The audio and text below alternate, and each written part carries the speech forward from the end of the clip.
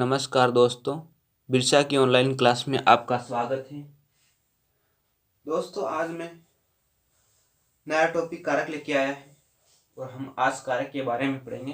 तो सबसे पहले दोस्तों फटाफट हमारे वीडियो को लाइक कर दो, शेयर कर दो और सब्सक्राइब कर दो व्हाट्सएप एवं फेसबुक ग्रुप पे। दोस्तों, आपका लाइक ही हमारा मोटिवेशन है, हम नए वीडियो लाने के लिए प्रेरित करता है। चलो दोस्तों शुरू करते हैं। कारक और कारक को देखेंगे पहले। कारक क्री धातु से बना है। क्री धातु प्लस नवुल प्रत्यय, नवुल प्रत्यय से बना है। इसमें क्री का तो री हो जाता है प्लस नवुल का अक हो जाता है। किस सूत्र से हो जाता है? संस्कृत की तरह से देखें तो हम युवा नाको सूत्र, युवोर नाको सूत्र से क्री प्लस नवुल। क्री धातु है, नवुल प्रत्यय है और क्री का तो रही हो जाता है और नवुल का अक हो जाता है युवा नाको सूत्र से। और इन दोनों को मिलकर एक शब्द बन जाता आर। और क में हम आर जोड़ेंगे तो कारक। इससे कारक शब्द बनता है। और संस्कृत में बोले तो इसको क्या बोलते हैं? क्रियाजनकत्वम कारक। क्रिया जनकत्वम कारक। क्रिया जनकत्वम कारक। संस्कृत में बोलते क्रिया यानी क्रिया जनकत्व कारक। क्रिया को जन्म देने वाला क्या होता है? कारक। क्रिया को जन्म देने वाला कारक। अब इसकी परिभाषा देखेंगे अपन। परिभाषा, संज्ञा या सर्वनाम का क्रिया के साथ संबंध स्थापित करने वाले तत्वों को कारक कहा जाता है।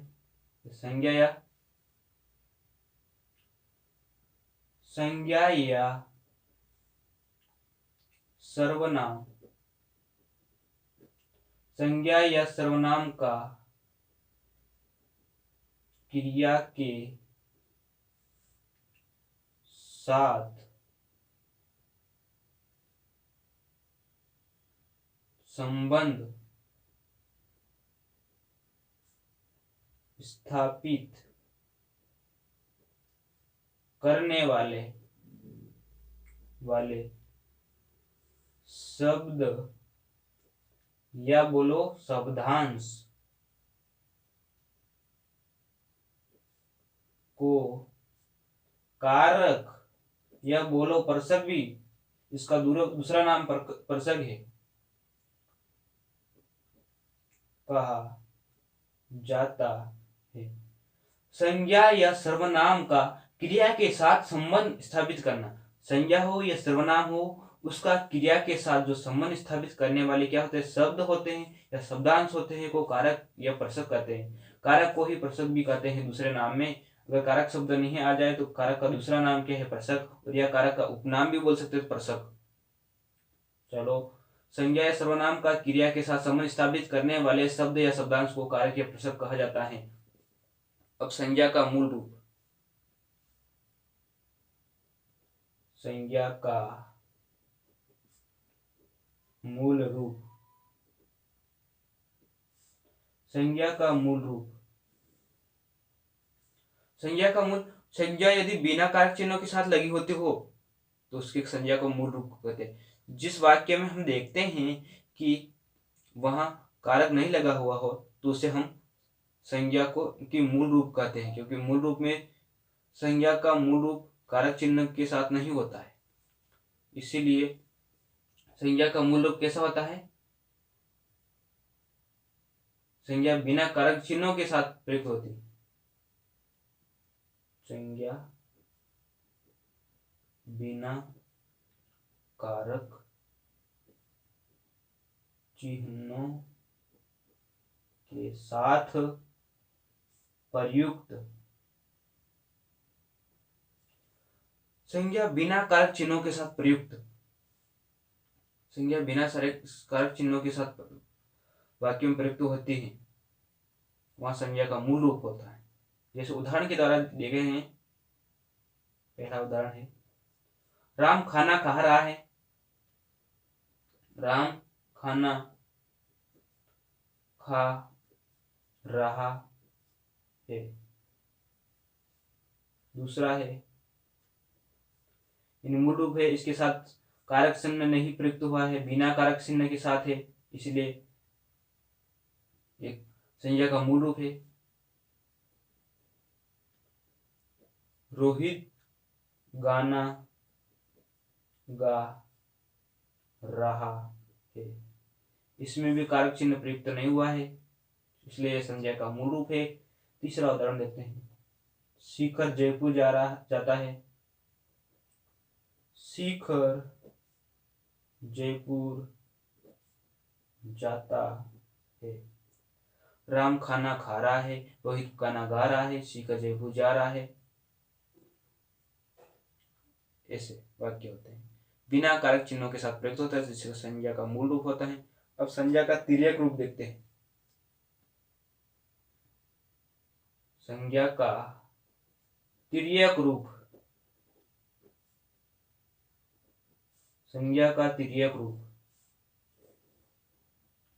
संज्ञा का तिर्यक रूप, यदि संज्ञा कारक चिन्हों के साथ प्रयुक्त हो तो उससे संज्ञा का तिर्यक रूप कहते हैं। पहले तो कारक संज्ञा कारक चिन्ह के साथ नहीं थी, तब तो उससे संज्ञा का मूल रूप कहते थे। जब संज्ञा के साथ अगर कारक चिन्ह फिर लगा दिया जाए तो तिर्यक रूप बोलते हैं इसको। संज्ञा कारक चिन्हों के साथ प्रयुक्त, इसको देखेंगे तो संज्ञा कारक चिन्हों के साथ प्रयुक्त, पहले तो बिना कारक चिन्हों के साथ प्रयुक्त थी, उसको तो संज्ञा का मूल रूप बोलते हैं, और संज्ञा कारक चिन्हों के साथ लगी होती है तो उसे संज्ञा का तिर्यक रूप होते हैं। कभी कभी छोटा छोटा प्रश्न यही भी आ सकता है, इसीलिए ध्यान रखना काफी बड़ी बात है। एक एक कॉन्सेप्ट आपको क्लियर होगा दोस्तों। जैसे उदाहरण देखते हैं। पहला उदाहरण, राम ने रावण को मारा, तो संज्ञा क्या है, राम है, और किसके साथ लगी हुई है, ने के साथ लगी हुई, कारक चिन्ह ने है। अगर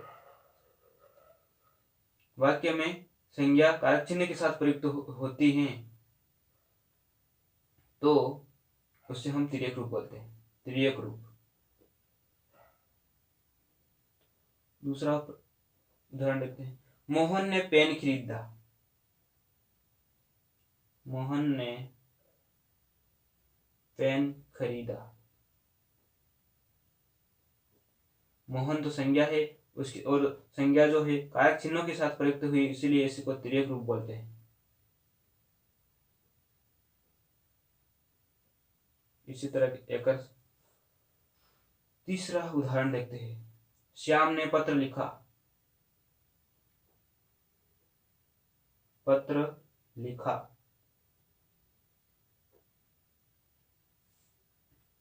संज्ञा जो है कारक चिन्ह के साथ प्रयुक्त हुई है। दोस्तों स्क्रीनशॉट ले लो, फिर हम आगे बढ़ते हैं।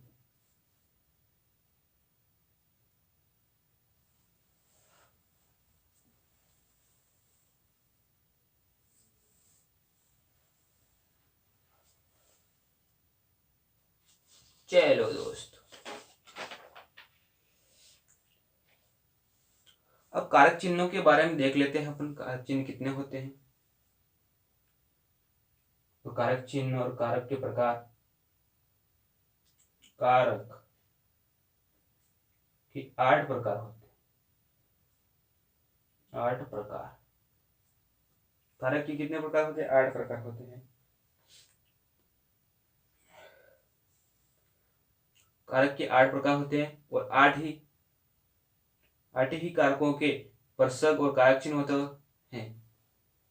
तो पहले देख लेते हैं, क्रम संख्या 1 और कारक, स्पर्शक,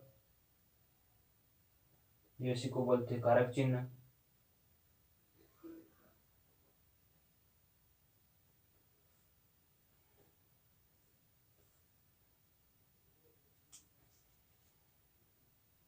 क्रम संज्ञा, कारक, कारक, प्रसंग या कारक चिन्ह या परिभाषा, हम तीनों को अंतर करते हुए पढ़ेंगे। परिभाषा, सबसे पहले 1 नंबर पर जो कारक आएगा कर्ता। कौन सा कारक आएगा? कर्ता। और इसका प्रसंग तो क्या होगा? यह तो कर प्रसंग नहीं लगा हो, जीरो का प्रसंग हो या ने हो। यह तो कर्ता के साथ कारक लगा नहीं हुआ होगा, बिल्कुल नहीं लगा हुआ होगा, या लगा हुआ होगा तो नहीं लगा हुआ होगा, क्योंकि 2 रूप में होता है कर्ता कारक, तो बिना कारक के साथ और कारक के साथ। और कर्ता को क्या बोलते हैं? क्रिया को करने वाला। क्रिया को करने वाला, क्रिया को करने वाला। कर्ता कारक में 0 प्रसंग होगा या नए प्रसंग होगा, और क्रिया को करने वाला। दूसरा है कर्म, इसके साथ भी 0 प्रसंग होगा, यानी कोई प्रसंग नहीं होगा, या फिर को प्रसंग होगा। और कर्म को क्या बोलते हैं? कर्ता की विशेष इच्छा। कर्ता की विशेष इच्छा, कर्ता की विशेष इच्छा क्या है? वही कर्म बोलते हैं। और कर्म क्या होता है? 0 प्रसंग के साथ भी लगा होता है, यानी कोई प्रसंग उसमें नहीं होता है, नहीं कोई कारक उसमें नहीं होता है, और कारक होगा तो को होगा। ये विशेष कर्ता और कर्म कारक में ध्यान रखना है। तीसरी बात करेंगे अपन करण कारक। करण कारक, करण का जो प्रसंग या कारक चिन्ह होगा वो होगा से या के द्वारा। के द्वारा। और इसकी परिभाषा देखेंगे करण की, तो क्या होगा? साधन जिससे कर्ता कार्य करता है। साधन जिससे कर्ता कार्य करता है। साधन जिससे कर्ता कार्य करता है। करण में, करण कारक में से या के द्वारा एक प्रसंग या कारक चिन्ह लगे होते हैं। इसमें क्या होता है? करण का परिभाषा देखेंगे तो साधन जिससे कर्ता कार्य करता है, से या के द्वारा इसमें कारक चिन्ह लगे हुए होते हैं। उसके बाद देखते हैं चौथा कारक देखते हैं संप्रदान कारक। संप्रदान के लिए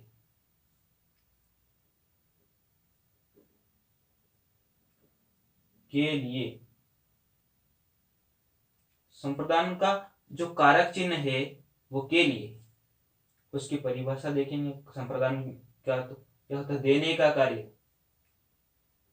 देने का कार्य। देने का कार्य। संप्रदान में के लिए प्रसंग या कारक चिन्ह लगा होता है। और इस संप्रदान की परिभाषा देखेंगे या अर्थ देखेंगे तो देने का कार्य। जिसमें देने का कार्य होता है उसमें संप्रदान कार्य लगाया जाता है, संप्रदान कारक लगाया जाता है। सॉरी। 5वां देखते हैं अपादान कारक। अपादान कारक, और इसके प्रसंग देखेंगे, कारक चिन्ह देखेंगे में से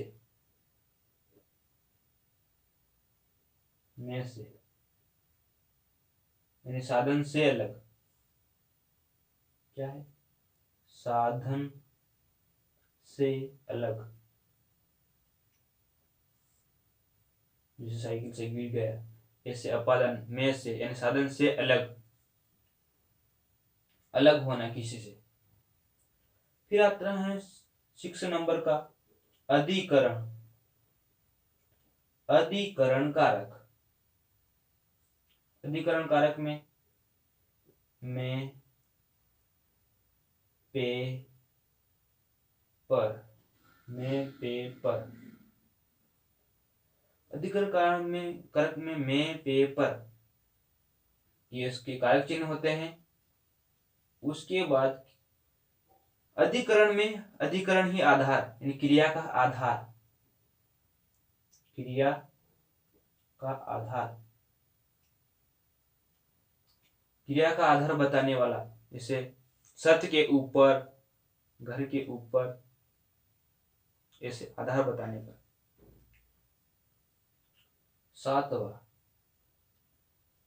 संबंध, संबंध कारक, जिसमें का, की, के, का, की, के, ना, नी, ने, का, की, के, नानी, ने, रा, री, रे। संबंध एक दूसरे के साथ संबंध बताया जाता है, यानी स्वामी भाव जिसको बोलते हैं, स्वामी भाव, स्वामी भाव। संबंध कारक में का प्रसंग होता है, ये कारक चिन्ह बोल तो का, के, की, ना, ने, नी, रा, रे, री ये शब्द आते हैं। और स्वामी भाव का यहाँ पर संबंध का परिभाषा है स्वामी भाव। उसके बाद आगे चलते हैं संबोधन कारक।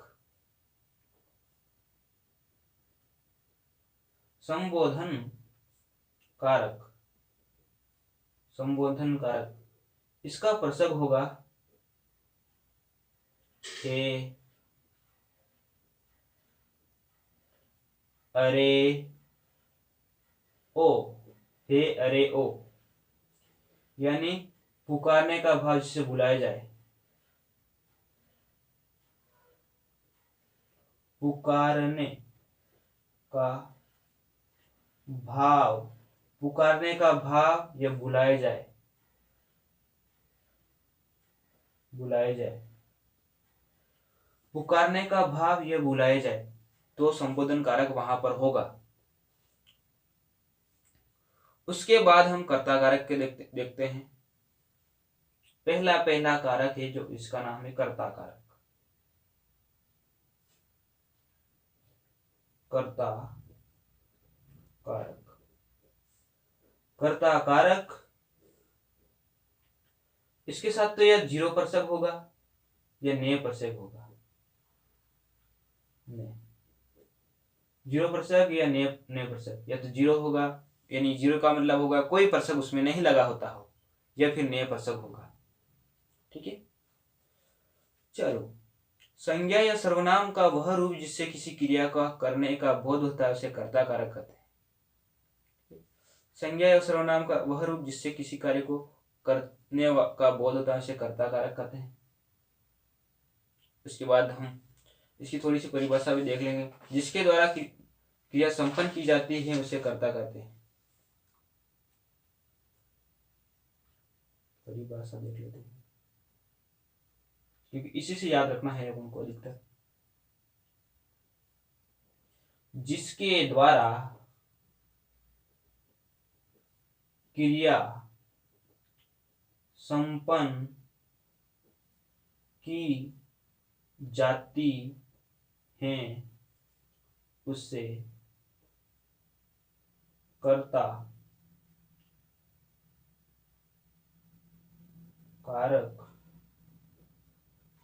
कर्ता कारक कहते हैं।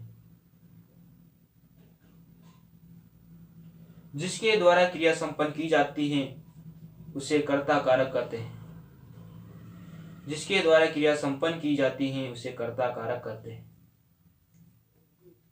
उदाहरण देखते हैं।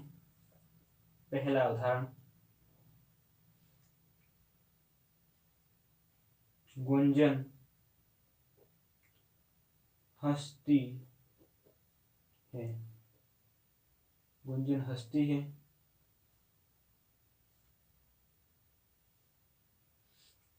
दूसरा, गुंजन, हंसना, हंसने वाला कौन है, कर्ता जो हो गुंजन है, तो ये कर्ता है। दूसरा वाक्य देखते हैं, राम खाता है, राम खाता है, तो राम क्या है यहाँ पर कर्ता। एक बार दोस्तों स्क्रीनशॉट ले लो।